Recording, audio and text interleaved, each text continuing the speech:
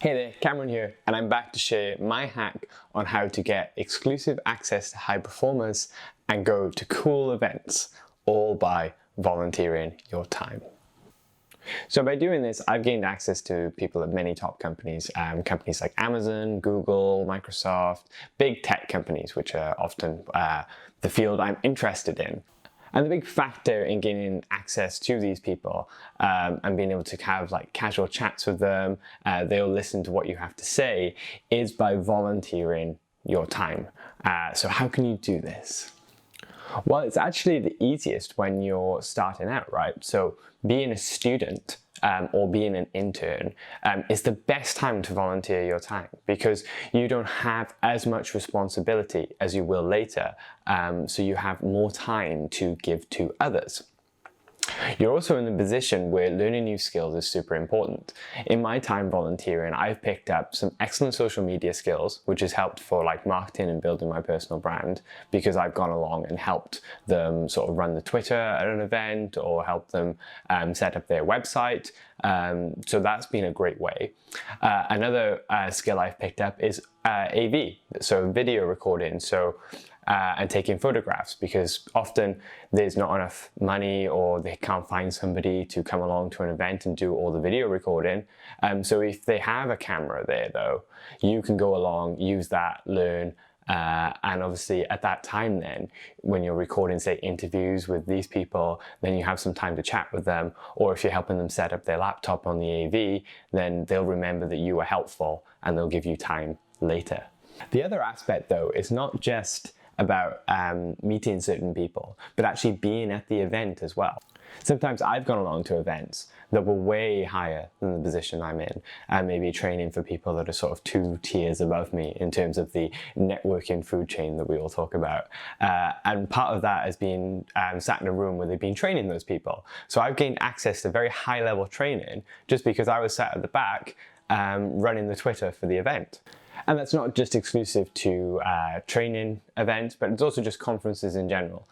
You can sit in on brilliant talks from brilliant people for free often, because if you're volunteering, quite often the deal is, well, you get free entry now. And often conference tickets can cost up to about £1,000. So being able to go along to these events for free and gain access to that is second to none.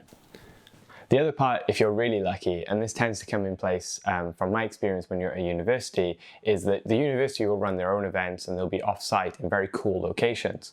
And if you're going along to help, like I said, they'll pay for your ticket, but often they'll pay for you to go there as well. So they'll pay for your flight, your train ticket, or whatever it is to get you there. So you can also get to travel to some cool places. And if you have any downtime, you can go and be a tourist in that place as well. So that's always a small benefit to these kinds of things.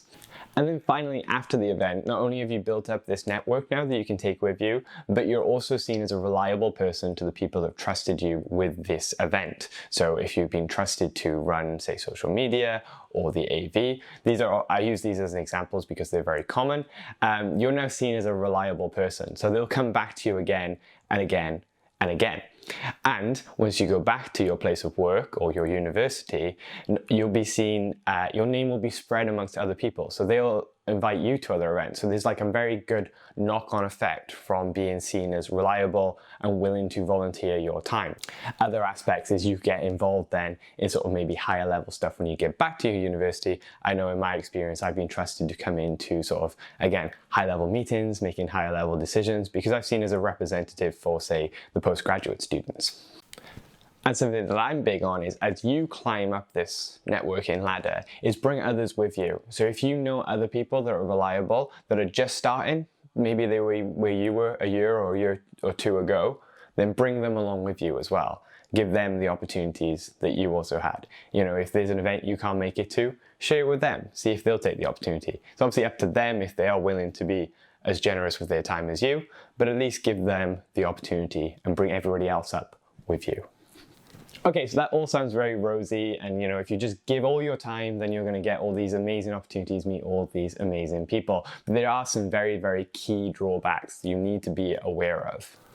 Often because you've lost this time, you'll need to catch up. So you have to be willing to maybe work a weekend or two, or maybe lose that bank holiday in order to get this benefit. That being said, because you have to do that, make sure you can actually catch up and don't start taking ideas willy-nilly without understanding the consequences to them.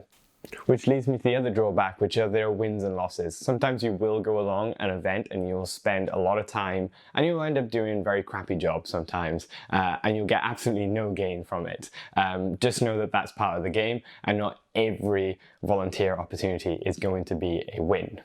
And of course, like I alluded to at the beginning of the video, your time isn't free forever. So as soon as you start taking on some actual responsibility, be aware that you can't go around sort of volunteering like you would when you're at the beginning of your career. I'm finding that now. I'm being a lot more careful with what I volunteer with, but still, there are certain people that I will always help out because of the the start that they gave me early on.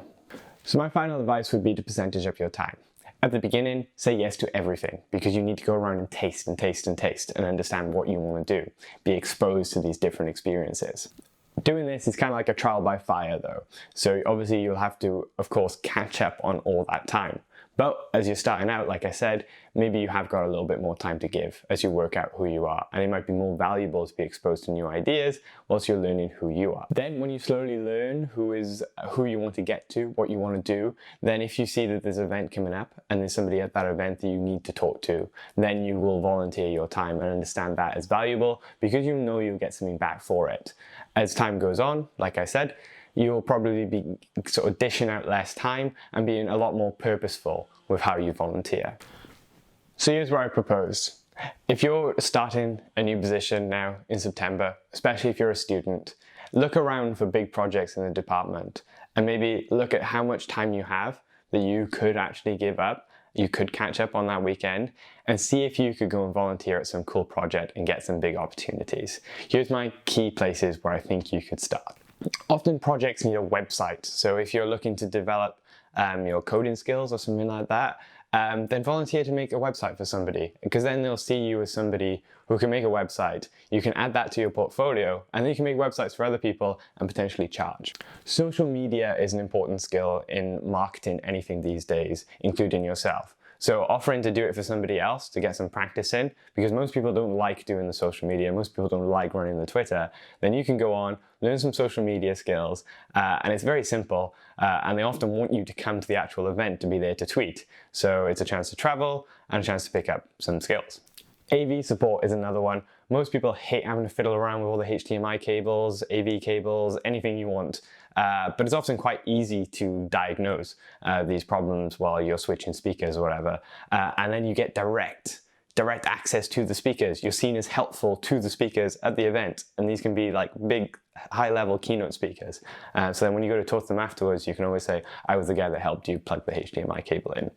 So yeah, volunteer for that one. And then finally, any form of AV support. So if you're into photography, into videography, or want to learn it because it's useful afterwards when you want to make, say, YouTube videos like what I'm doing here, go along and help with that one as well. Again, you'll get access to the interviewees if you have to record any interviews, or you'll just generally be at the event, sitting in on like high-level training or watching high-level talks.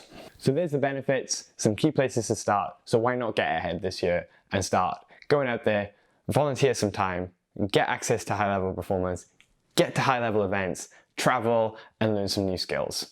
I've been Cameron. I'll sign off. I'm in all the usual places, Twitter and Instagram.